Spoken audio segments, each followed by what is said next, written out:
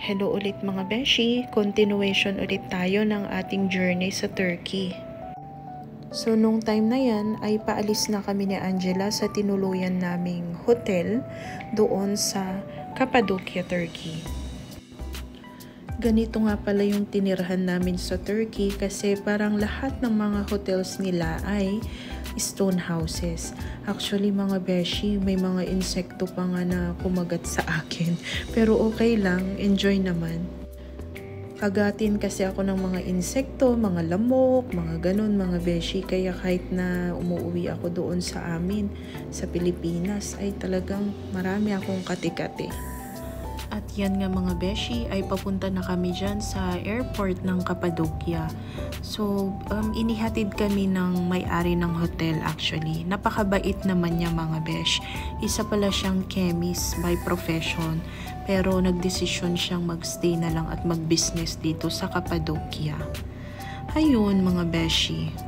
Goodbye Cappadocia. At nakarating na nga kami dito sa maliit na airport ng Cappadocia mga beshi. Ang cute-cute, maliit lang siya, pero maraming iba't ibang mga foreigners ang nagpupunta dito. At yan nga mga beshi, tignan nyo, wala pang ang pangalan yung eroplano. Nakakatakot, di ba? Pero okay lang, naging safe naman yung aming flight papunta doon sa Istanbul mga beshi. Ang airline pala na yun mga beshi ay AJet, so under din siya ng Turkish Airlines.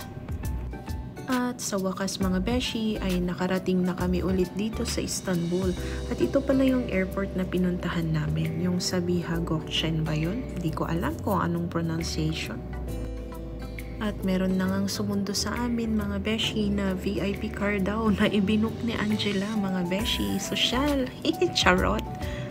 Tapos mga beshi talagang VIP kasi dalawa lang kami ni Angela mga beshi. At yun nga mga beshi, gabi na nga nung nakarating na kami dito sa hotel na binook namin sa booking.com. Wala na ngang bukas na kainan doon sa malapit sa aming hotel. Kaya pumunta kami dito sa medyo maingay na lugar. May mga bars and then maraming mga restaurants. Tapos ito na nga yung aming room dito sa Istanbul mga beshi. Maganda naman siya.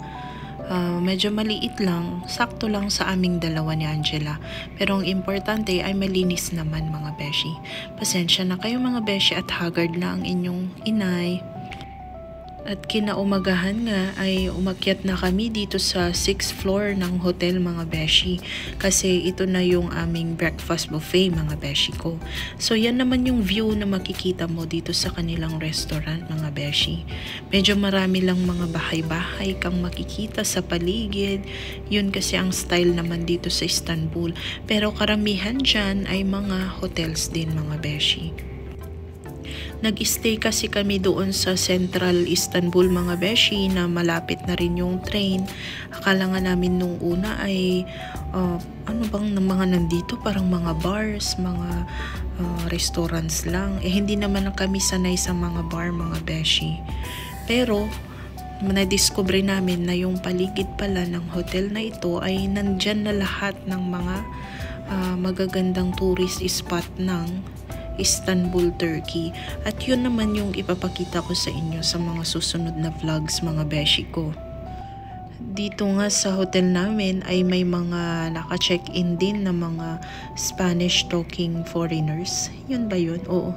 Tapos dito nga, kapag ka naglalakad ako, meron akong binili noon na gamot sa isang parmasya.